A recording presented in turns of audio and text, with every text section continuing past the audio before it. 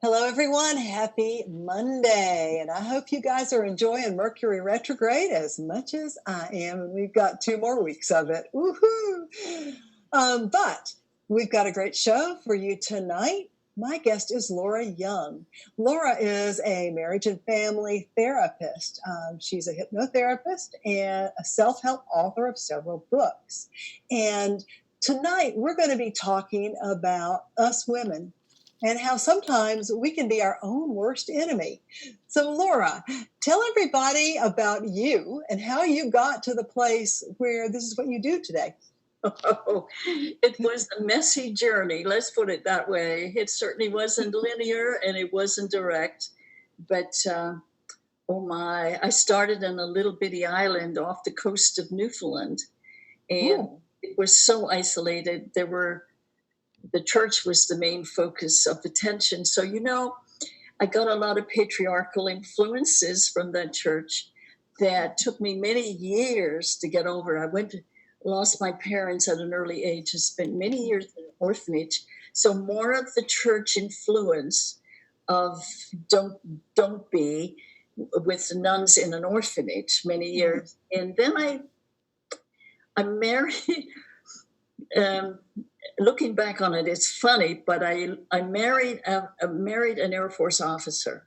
Okay, It seems like inside of me, I was still needing the familiar of the patriarchal rules because I hadn't learned yet how to break some rules, how to rebel, and how to start finding myself. So after about 13 years of marriage and 2 wonderful daughters, I divorced because I wanted to go to university and study to be a psychotherapist. And he said, okay, it's fine. I support you as long as nothing changes at home.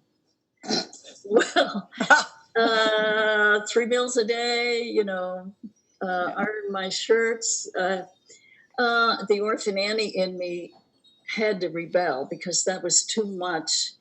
But I knew I had to do something for me to find some freedom, to find that wild child that was in there when I lived on the island. I lived there until 8 when my father died.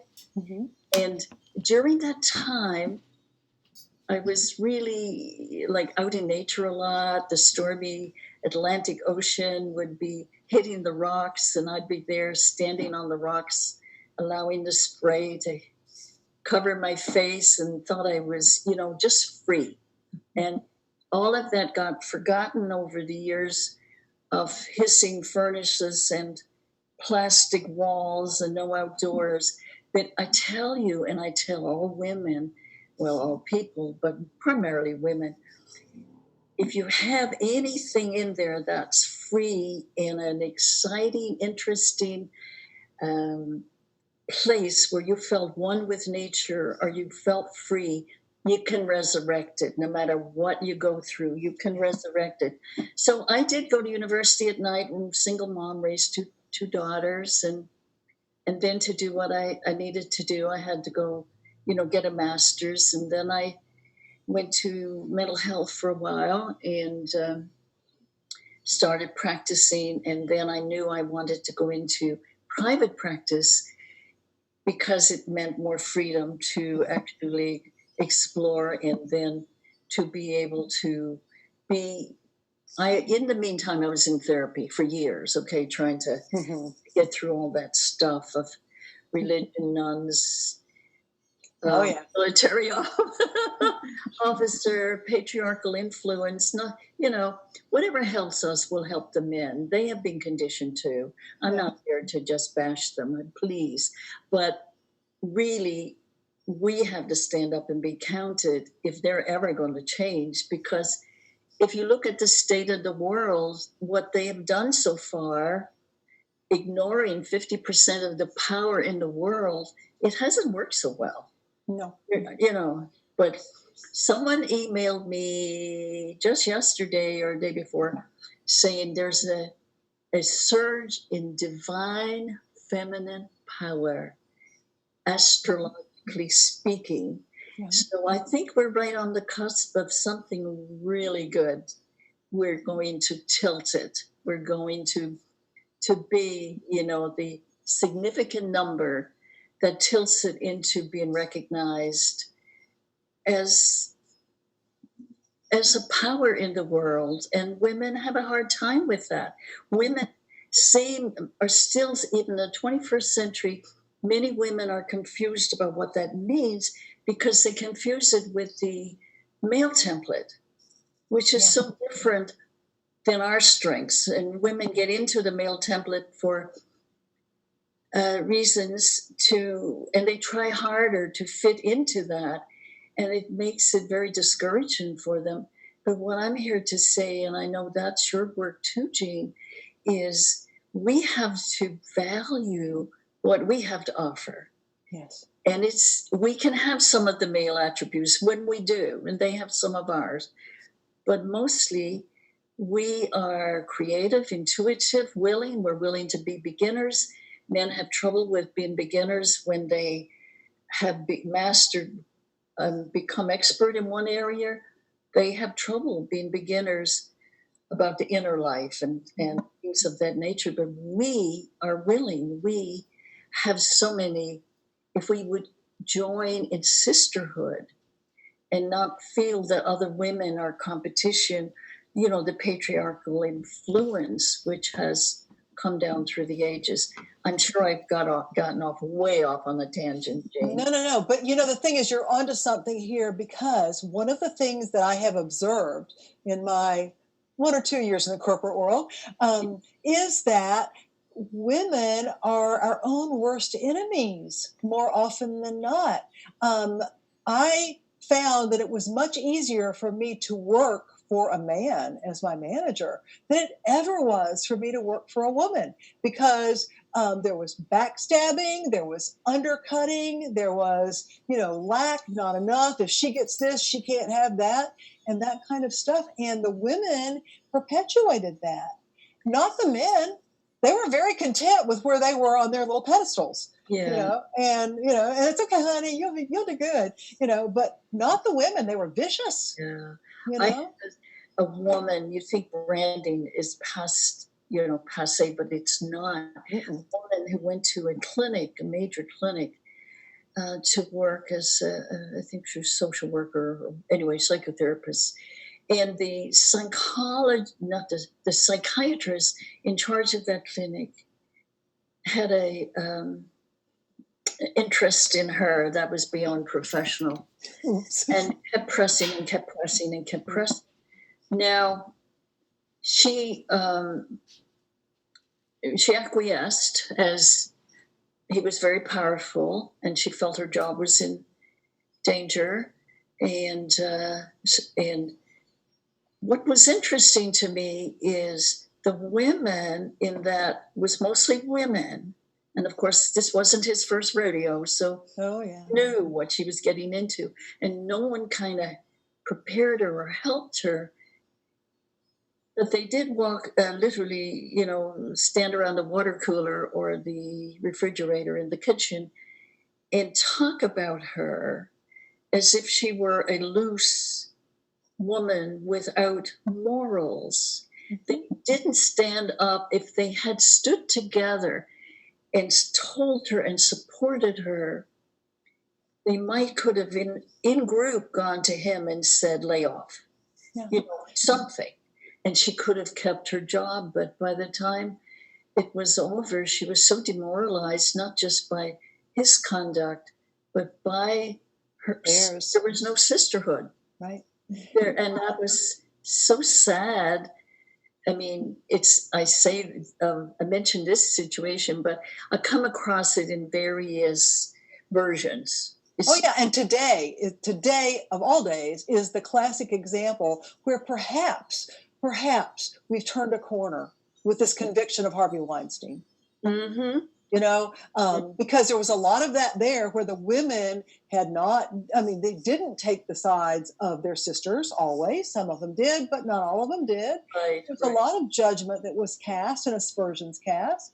But at least today, he's gotten some of what his due is. Yeah. Not the whole ball of wax, but it's a step in the right direction. Yes, absolutely. I saw an ad recently, and I just wanted to throw up. It was like a match. And some young people were around talking, it's a nice way, an easy way to make friends and to meet. And it seemed like egalitarian. Mm-hmm. And then finally, this young woman stepped in front of the camera and in a wistful voice said, "I'm ready for a good man. Come and find me." I thought, in 2019, are they up in uprising to get this ad off the air? I mean, there was no power for the women when this ad finished that way. Come and find me, like, are you looking for a car? And I just got so hot, and I just got to kind of say, today, our young women, do we have? I mean, where do we start if that's acceptable today? So that's my question to you. What can we do to begin to shift out of this and help women find their own power and begin to become sisters to other women? Yeah, what I have been attempting to do is to teach women some of the unseen, how the first 6 or 7 years of life, when we were in that merging, slower energy, and we take in everything that's around us as if it were the truth. And our conditioning is passed down, grandmother, aunt, mother, and they themselves don't feel empowered. So they pass down a subliminal message that you're the weaker sex. The message is all in there. Be nice. Don't make waves. Don't get dirty. Don't climb trees. Don't do this. Don't do that. Don't be your natural self is the message. So what I ask women to do is to first stop and reflect their lives to see where they're stuck. What are the messages? What are the behaviors that are repetitive? That's a pretty good clue of where to start. I mean, I know when I was in the orphanage, and I could go back to feeling the confidence of standing on the ocean shore, on the rocks, and letting the spray and feeling free. I could go back to some moments to know there was a time that I had some feeling of being one with the world and good about it. A lot of the children, because they may not have had such an experience, became very apathetic. So sometimes women, girls, I have college age clients who come in and they're almost obsessive compulsive about what's the right thing to wear because mom, and they're afraid to leave home without their makeup because mom said and aunt said and grandmother said. So I have to say, where are you having trouble? So I use journaling for me. I help them use it in a way that gets them into some of that early energy. It's almost like self-hypnosis. Mm-hmm. Journaling is less threatening for a lot of people. Sure. They just feel better about journaling. And there's lots of ways to use journaling. But if you get into a slow, reflective, slow energy, and if you go back to your childhood, and if you can find some of the patterns that you were subject to. I had a young woman do this recently, go back, and she came up with, at around 6 or 7, she was visiting with her mother to a crotchety old neighbor's house, and she wasn't nice enough to a neighbor who was crotchety, And the little girl was afraid of her, really. Mother slapped her across the face for not being nice enough to this neighbor. It was invested in being nice to this neighbor rather than her daughter's feelings of being intimidated by her. So you see how it was passed down the line.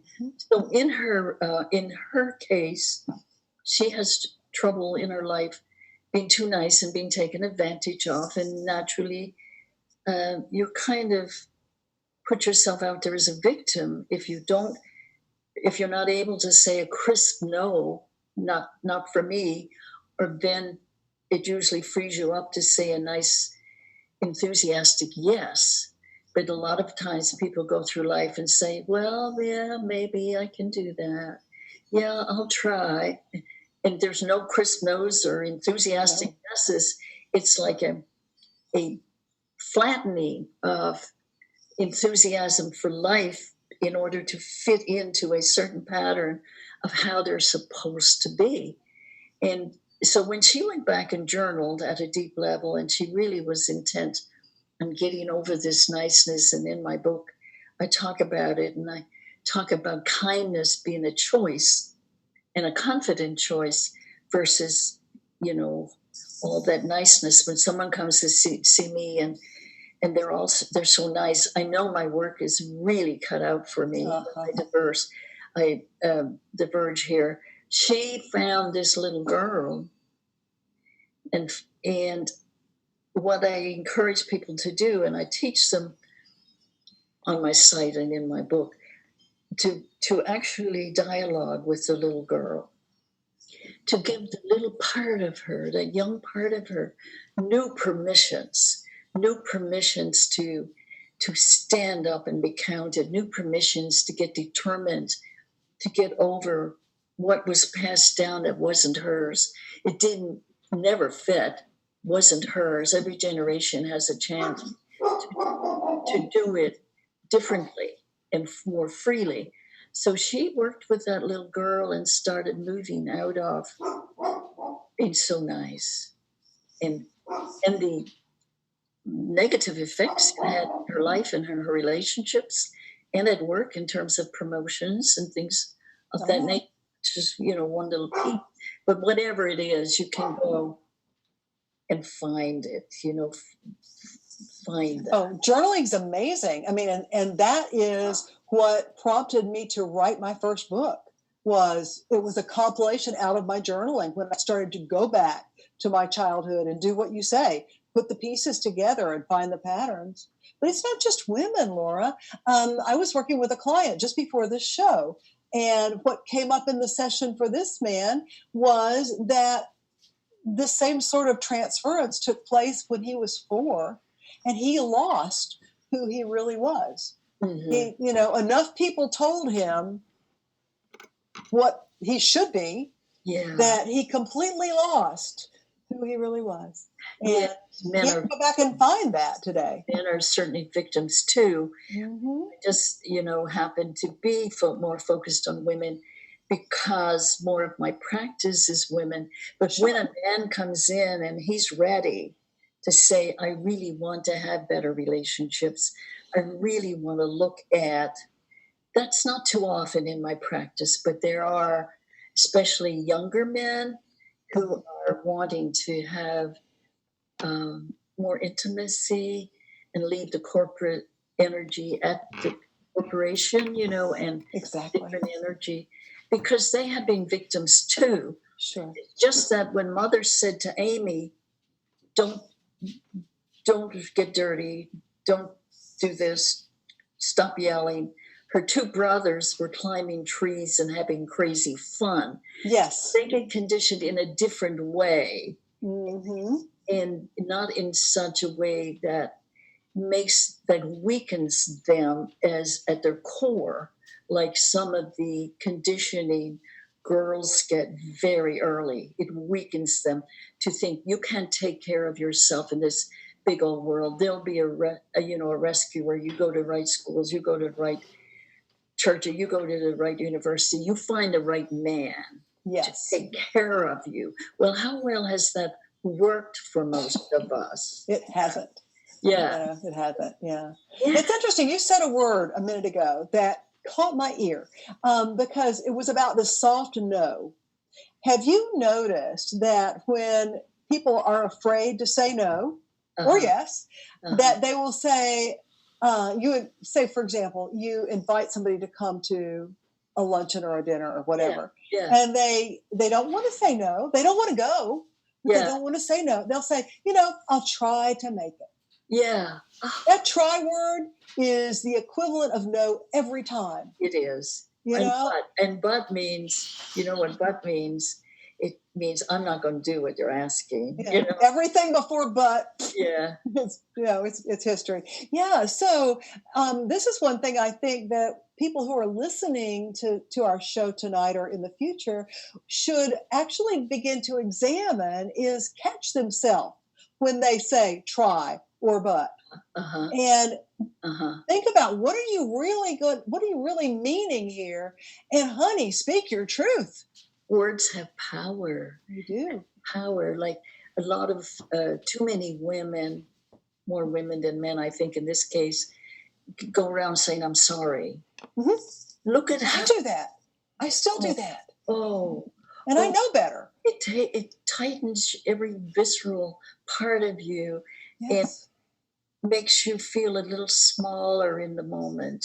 Yes. You could say, sometimes we have to say it if we do something outrageous, but usually it's I regret or excuse me or apologize or I'm sorry. I'm sorry. See, I work on it too. I didn't mean to inconvenience you, but I had a woman call to change her appointment, and on the message, the phone message, in 2 minutes, she said, I'm sorry 4 times. Mm-hmm. And when she came in, I played it back to her. I said, you've got to hear yourself. You've got to. She said, I knew I said it a lot, but I had no idea how fast and furious it comes forward. And I wasn't even aware of it. And she said, a responsible job and I have employees. Do you think, I don't even know if I say it often at work or not, do you think it might undermine my credibility if I say it pretty often? You think? Yeah. Probably so. It's innocuous. It happens. Where I catch myself doing it is in the grocery store where the aisles are not quite big enough and you push the cart out and there's somebody trying to come around the corner, but you couldn't see them. And I'll say, I'm sorry. And then I go, oh my gosh, what have I just done? I've just done it again. But by that time the words are out of my mouth. Like, excuse me would be perfect. Yeah. But that little petite self of you, in some ways, in that moment, it's almost like you were a naughty little girl. You interfered with someone's space, and you were not taking up your own space. Like, you ever notice how guys take up space? Oh yeah. And we keep pretzeling into smaller versions sometimes. Of ourselves. Oh yeah. If you've ever had to sit next to a man on an airplane, he flops himself down in his seat, and then he's got both of the armrests and half of your space, and then the tendency is to, because I don't want to touch him, so that one, Well, we do an awful lot of things to ourselves. Mm-hmm. And so I encourage people, especially women, you don't have to rebel in a big Neiman Marcus way. There's reasons like why the women rebelled with anger in the 60s. There was certainly reasons for it. Sure. And now we need to continue the progress they made, not with anger, but with determination that we count and we're going to take up space and we're going to join in sisterhood. There's no, that's a patriarchal kind of belief, like keeping the women, like there's a scarcity of men, of money, of love, of beauty. And so we better watch ourselves and not get too close to one who's taller, thinner, hotter, wealthier. Mm-hmm. That scarcity thing is still in there and keeps women are doing better with it. They are every day, they're doing better with it. But there's still that belief of not enoughness. Yeah. Not enough of what makes them successful. Money, love, power, beauty. Right. And that's why they tend to undercut each other. Yeah. In any arena, not just the work arena, but it can be, at a party. Yeah, dating. Dating. Yeah. And I've done it. Guilty as charged. Oh, I have done it in the past. I've worked years on letting it go. Mm-hmm. We're all a work in progress. Yeah. We're not finished. I mean, I'm old enough now that it doesn't matter. Right, me too. And now I was thinking, if I sat in a plane and the man plopped down, see, I wouldn't care now what they thought. I could be a crotchety old woman. Yeah. Excuse me? I would do that now. But like you said, I mean, for years I flew without that permission. Yeah, I know. It's exactly that. Well, Laura, before we run out of time, please tell the viewers tonight how they can find your book, get in touch with you, and perhaps work with you. Well, I do phone sessions as well as in-office sessions. Mm-hmm. And my book is on Amazon. And if the main point of contact with me would be laurabyoung.com. I have a store, and I have several ebooks and audios and information about other books. And and people, get on her newsletter. She puts out the most amazing blogs. Well, thank you for that. Yes. It's my latest book is Remove Obstacles. I have to read it because it's all of a sudden I forgot a word. Remove Obstacles to Experience Unstoppable Feminine Power. And that's on Amazon. But hold it up, please. Yeah. Yeah, there you go. Yeah. Beautiful. There's my book, and the brown stripe is not on the Amazon books. Oh, well. Anyway, and then an email for me would be Laura at Life, L-I-F-E, resourcecenter.net. Laura at liferesourcecenter.net. And that is the name of my practice, Life Resource Center. So I'm always open to people with ideas, anything you want me to address in the newsletter, in articles. I'm just here, and I love being of service. Thank you. And thank you for what you're doing in the world today, because you're helping us one heart by one heart. And so, viewers, thank you very much for tuning in tonight. I appreciate you all. And remember, people who take responsibility for their lives create the reality they desire. I love you all. Ciao.